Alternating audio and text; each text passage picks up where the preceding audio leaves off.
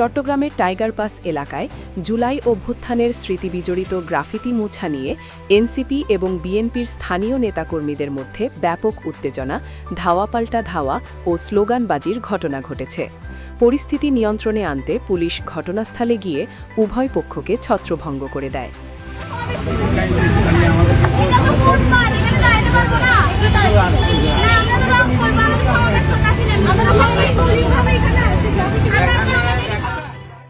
এরই জেরে পরবর্তী সহিংসতা এড়াতে নগরের জিইসি মোড় থেকে দেওয়ানহাট পর্যন্ত সব ধরনের জনসমাবেশ, মিছিল ও মিটিং নিষিদ্ধ ঘোষণা করেছে চট্টগ্রাম মেট্রোপলিটন পুলিশ সিএমপি।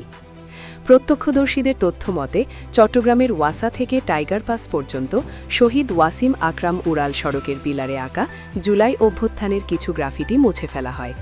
এর প্রতিবাদে রবিবার সন্ধ্যা ৭টা থেকে চট্টগ্রাম মহানগর এনসিপির নেতাকর্মীরা উড়াল সড়কের পিলারে পুনরায় গ্রাফিতি অঙ্কন কর্মসূচি শুরু করেন।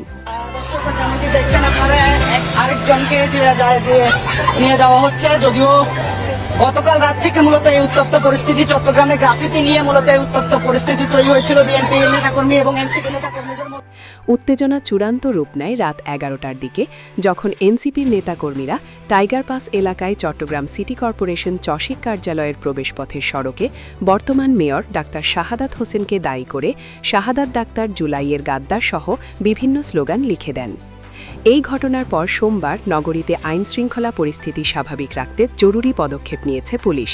সিএমপি কমিশনার হাসান মোহাম্মদ শওকত আলীর স্বাক্ষর করা এক গণবিজ্ঞপ্তিতে নগরের জিইসি মোড় থেকে দেওয়ানহাট এলাকা পর্যন্ত অনির্দিষ্টকালের জন্য সব ধরনের জনসমাবেশ ও মিছিল মিটিং নিষিদ্ধ ঘোষণা করা হয়েছে।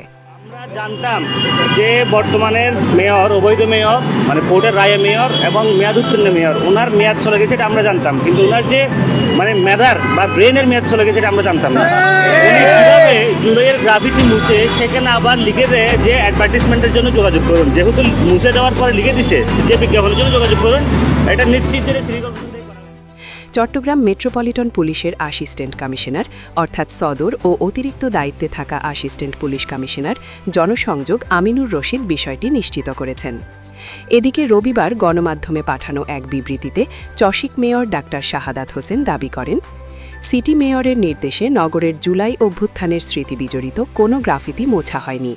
আমি অলরেডি গ্রাফিতির জন্য চট্টগ্রাম শহরের ম্যাক্সিমাম গ্রাফিতি আমি আমার টাকা দিয়ে করে দিয়েছি। বিভিন্ন ইউনিভার্সিটির ছেলেরা আমার কাছে এসেছে, বিভিন্ন কলেজের ছেলেরা এসেছে, আমার কাছ থেকে টাকা নিয়ে গেছে, রঙের টাকা দিয়েছি এবং সেটা লেখার জন্য টাকা দিয়েছি।